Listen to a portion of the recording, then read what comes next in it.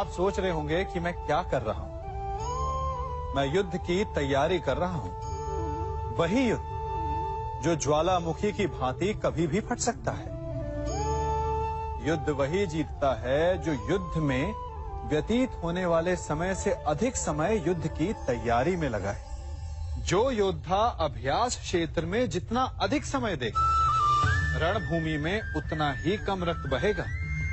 एक सामान्य लौ और तीखी तलवार में अंतर यही है कि एक तीखी तलवार को कड़ी अग्नि परीक्षा से होकर जाना पड़ता है। लौहकार की मार खानी पड़ती है। एक तलवार जितनी पीड़ा सहेगी, उसका वार उतना ही प्रबल होता है। इसलिए पीड़ा से घबराए नहीं, उसका सामना करें, उसका अभ्यास करें, क्योंकि यही अभ्यास जीवन के युद्ध में आपको विजयश्री बनाता है।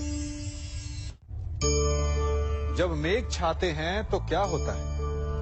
अंधकार छा जाता है। मेघ गरजते हैं, बिजलियां कड़कती हैं, वर्षा होती है। सभी पशु अपने आश्रय स्थल पर जाकर छिप जाते हैं। मनुष्य अपने घरों की ओर दौड़ते हैं और सभी पक्षी अपने घोंसलों में जाकर छिप जाते हैं। परंतु एक जीव है जो गरजते मेघों को, कड़कती बिजलियों को, भारी वर्षा को भी हरा देता है। वो जीव है बाज, क्योंकि वो समस्या की जड़ों से ऊपर उड़ता है।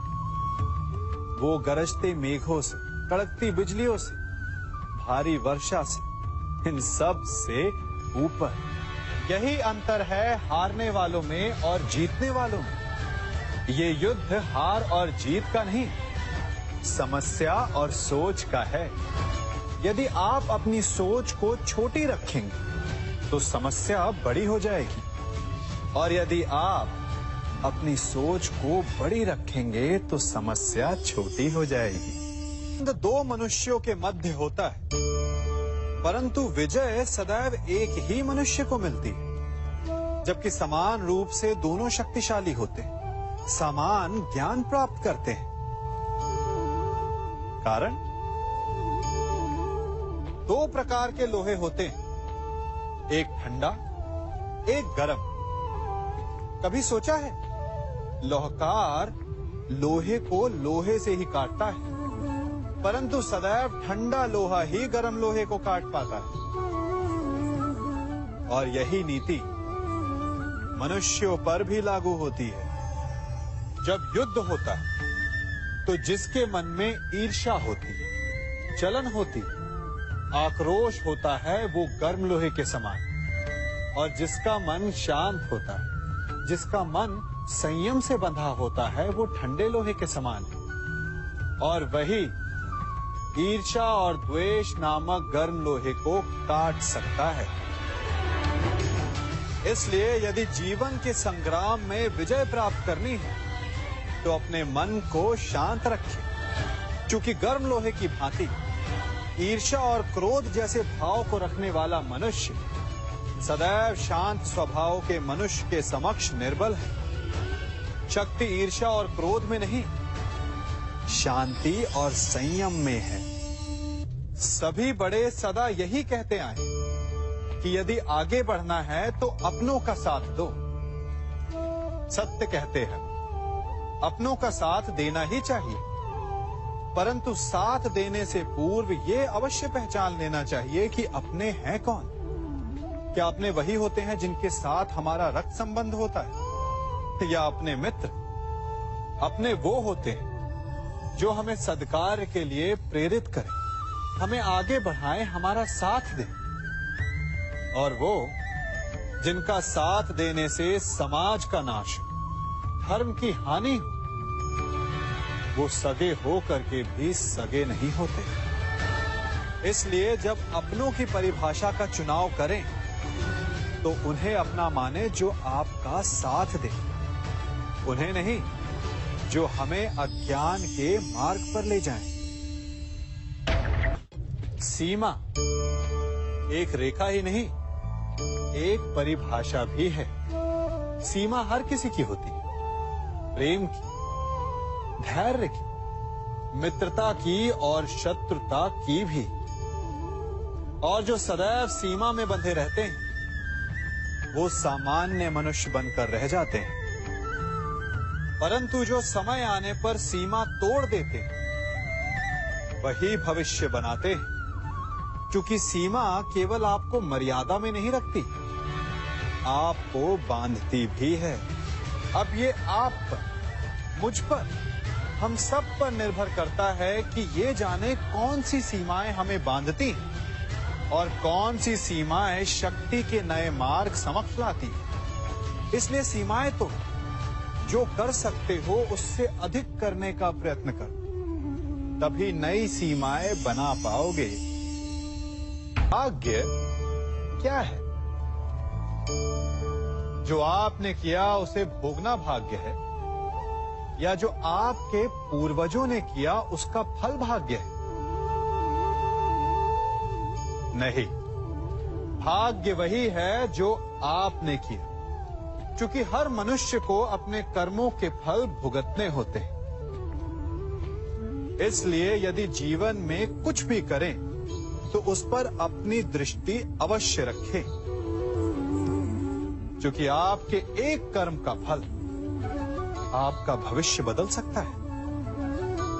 हम वही बनते हैं जो हम चुनते हैं, क्योंकि वही हमारा भाग्य बनता है।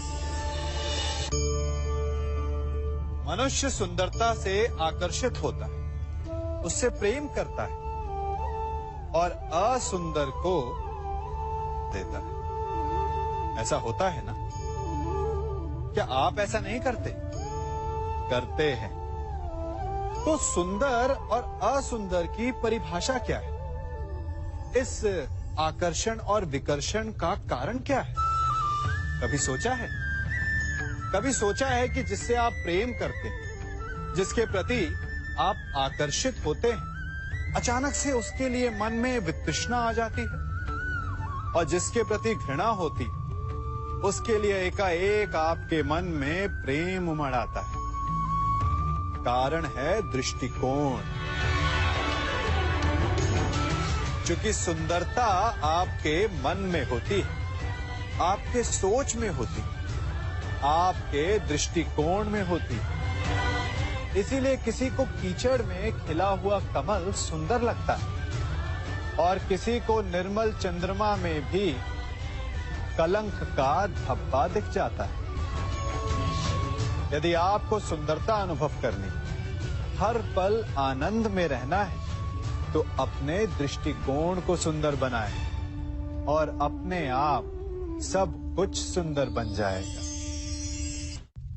हम अपनी सोच और संसार की मान्यता के अनुसार अपने विचार बनाते हैं। जैसे सत्य कहना धर्म है, असत्य कहना पाप, सहनशीलता धर्म है और क्रोध करना अधर्म, उपकार करना, जीवों पर दया करना धर्म है और निष्ठुर होना अधर्म। परंतु क्या यही सत्य है? क्या कभी कभी परिस्थितियां इन आवेशों को उल्टा नहीं कर देती? करती है। यदि इस संसार में कुछ धर्म है, कुछ पुण्य है, कुछ महान है, तो परिस्थिति के अनुसार चलना। जटायु स्मरण है आप सबको, वो जिन्होंने रावण पर क्रोध किया था, उस पर आक्रमण किया था। उस समय जटायु का क्रोध पाप नहीं था, धर्म था। इसीलिए अंत में उन्हें भगवान राम की गोद मिली। और कुछ ऐसे भी होते हैं जो धर्म को सहनशीलता समझकर हर अन्याय को सहते हैं और अंत में वो बाणों की शैया पाते हैं। यदि कोई पशु या व्यक्ति अकारण आक्रमण करके किसी निर्दोष के प्राण लेने की चेष्टा करे, तो उसके रक्षा हेतु उसका वध कर देना पाप नहीं, समय की मांग है। क्योंकि आक्रमण भी आत्मरक्षण ही है।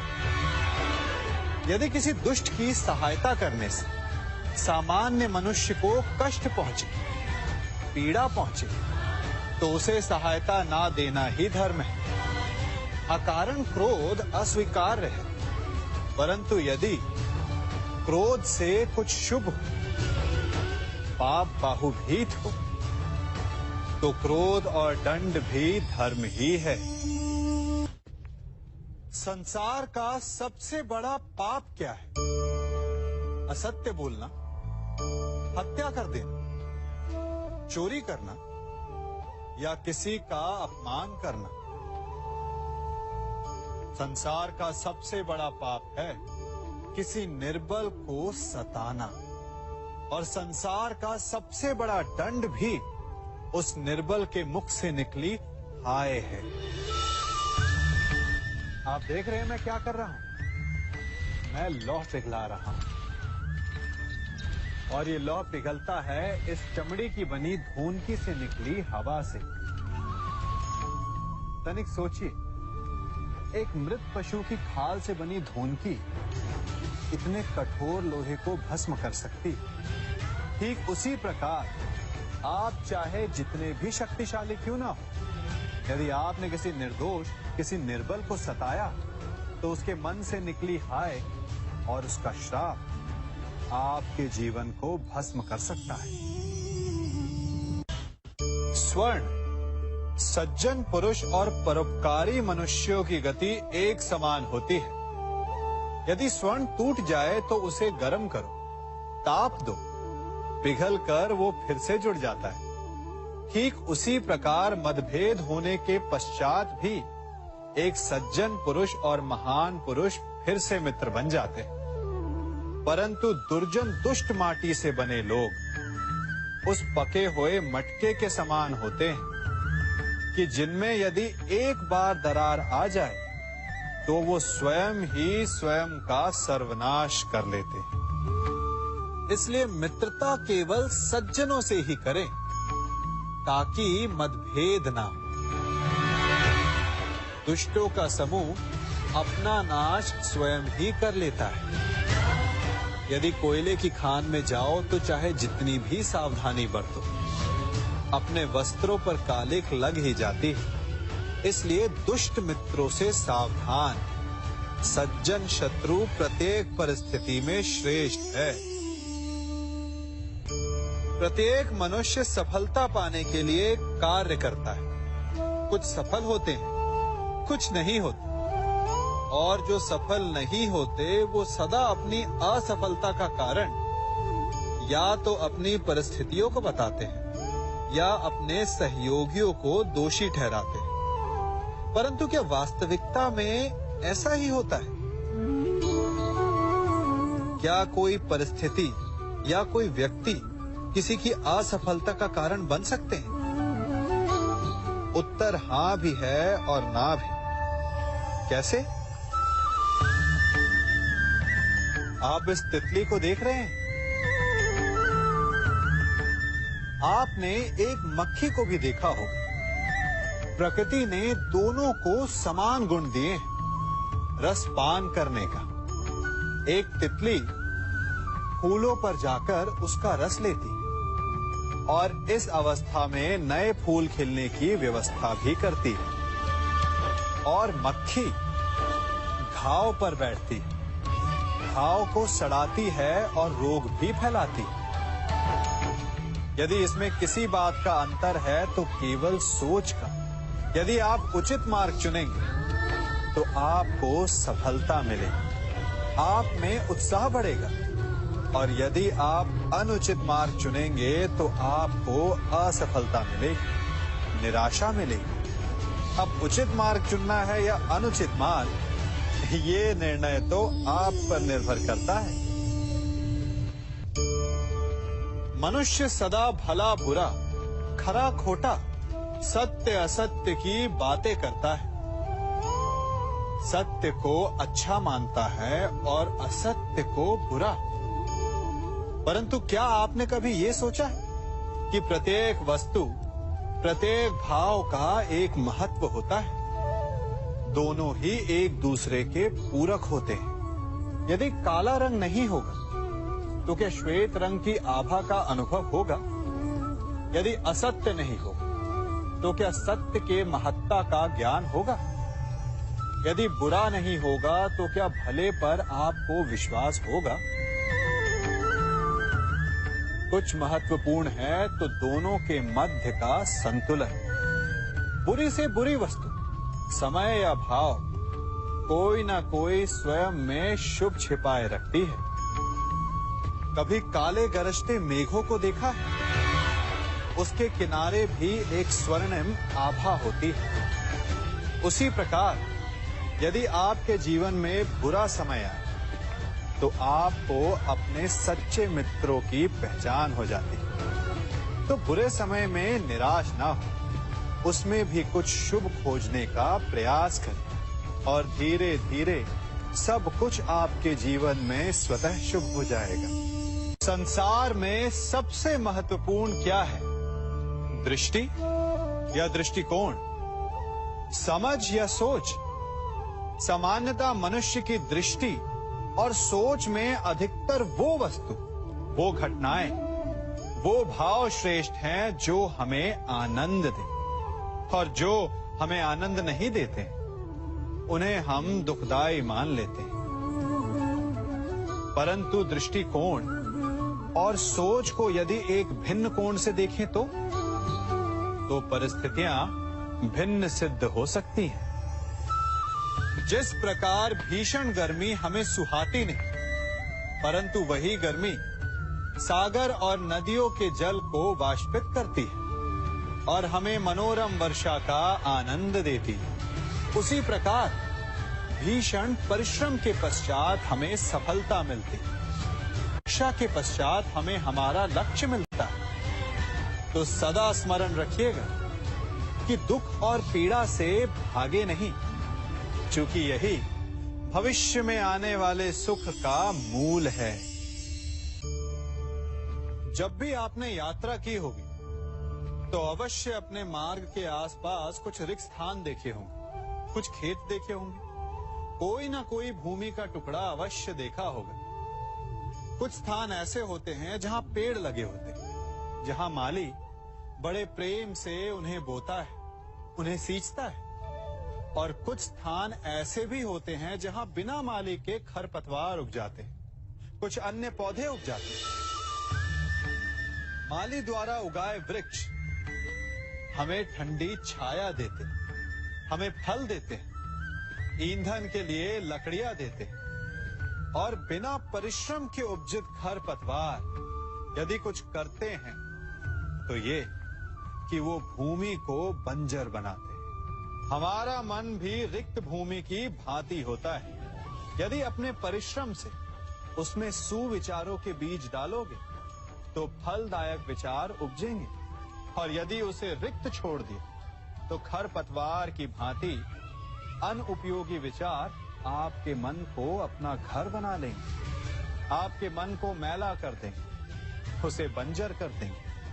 अब निर्णय आपका है कि आपको सुविचार देने वाला मन चाहिए या कुंठा देने वाला। जल प्रकृति को इस संसार की सबसे अनूठी देन है। वो महासागर में भी मिलता है और मीठे तालाब में भी, वो पवित्र गंगा में भी होता है और दुर्गंध आती नाली में भी।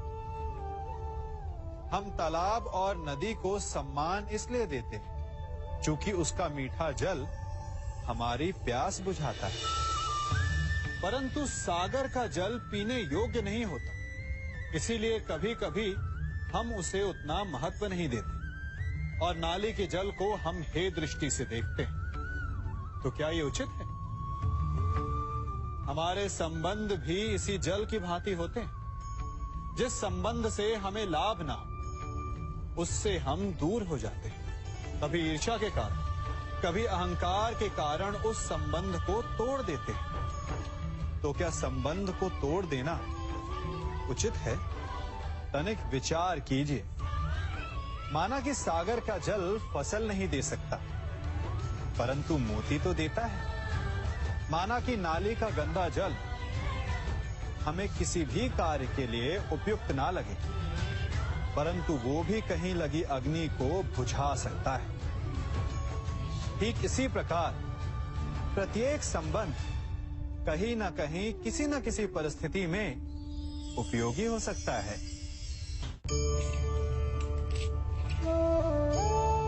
बड़ी विकट समस्या है।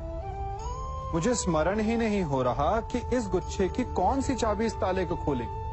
बड़ी देर से प्रयास कर रहा हूं, परंतु ये ताला खुल ही नहीं रहा।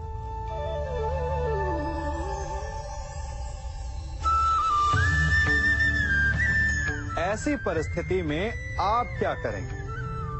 अधिकतर लोग ऐसी परिस्थिति में अपनी आशा खो बैठते हैं। उन्हें लगता है कि चाबी खो गई।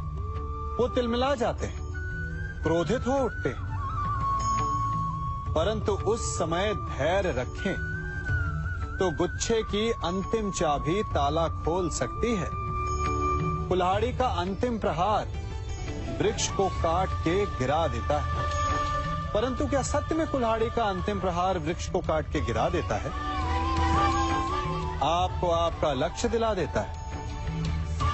नहीं, आपका निरंतर प्रयत्न ही आपको सफलता दिलाता है। जब आपका मन निराश हो तो अपने कार्य में दुगनी उत्साह से जुट जाइए, क्योंकि अनावरत बहता जल ही कठोर चट्टान को काट सकता है।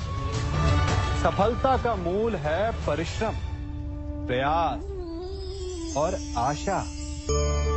मनुष्य का जीवन ऋतुओं के समान होता है। आज ग्रीष्म तो कल वर्षा, परसों शीत। तनिक संकट आया तो हम संयम खो बैठते हैं, तनिक ऋतु बदली तो हम अधीर हो जाते हैं। अपने आक्रोश में, अपने क्रोध में हम उनसे ही संबंध बिगाड़ लेते हैं जो हमारे अपने होते हैं। क्यों ऐसा होता है ना? हमें लगता है कि हमारे अपने हैं, फिर से मना लेंगे, परंतु स्मरण रखिए, सदा ऐसा करना संभव नहीं होता। सागर की उछलती लहरों को तट सहता है, और यदि तट ही टूट जाए तो बाढ़ आ जाती है। हमारे संबंध भी दूध की भांति होते हैं। दूध तपकर उबल सकता है, परंतु यदि उसमें खटास आ जाए तो वो फट भी जाते हैं। और फटे दूध को चाहे जितना मत लो, उसमें से माखन नहीं निकलेगा। इसीलिए अपने संबंधों को संभल कर निभाना चाहिए। मनुष्य की सबसे बड़ी दुर्बलता क्या होती है? सोचिए। धन, प्रेम, अहंकार। मनुष्य की सबसे बड़ी दुर्बलता होती है उसके रहस्य। चाहे आप कितने भी शक्तिशाली क्यों ना हो, कितने भी प्रबल क्यों ना हो, परंतु उसके रहस्य उसके नाश की चाबी होती है। इसलिए यदि प्रबल रहना है, शक्तिशाली रहना है, समर्थ रहना है, तो अपने रहस्य को किसी को भी ना बताएं, ना मित्र को और ना ही शत्रु को, क्योंकि समय पड़ने पर कब कौन शत्रु हो जाए ऐसा कहना संभव नहीं। विभीषण को रावण के अमृत कुंड का ज्ञात था, इसीलिए प्रभु श्री राम रावण का वध करने में सफल हो सके। इसलिए उचित यही है कि आप अपने रहस्य को स्वयं तक ही सीमित रखें। मनुष्य का मन बड़ा विचित्र होता है, कल्पना में ही विकास करता है, संपन्न भविष्य का स्वप्न देखता है और कल्पना में ही जो नहीं हुआ उससे भय खाता है। और यही भय मनुष्य का सबसे बड़ा शत्रु है। हमारे भविष्य के मार्ग में, हमारे आनंद के मार्ग में सबसे बड़ी बाधा है। अब आप लोग मुझसे पूछेंगे कि इसका तोड़ क्या है, भय से मुक्ति कैसे पाई जाए? तो ये प्रश्न आप स्वयं से पूछिए। तनिक सोचिए, जब आप एक सुंदर भविष्य की कामना करते हैं तो उसे पाने के लिए आप परिश्रम करते हैं ना? ठीक उसी प्रकार भय से मुक्ति पाने के लिए आप उससे लड़ जाएं। और उसका निवारण आपको स्वतः ही मिल जाएगा। इसलिए जब भी भय आपको सताए तो उससे भागे नहीं, उससे घबराए नहीं, क्योंकि भय का काम ही होता है आपको भयभीत करना। इसलिए जब भी भय आप पर आक्रमण करे तो आप भी उस पर पहले ही आक्रमण करें।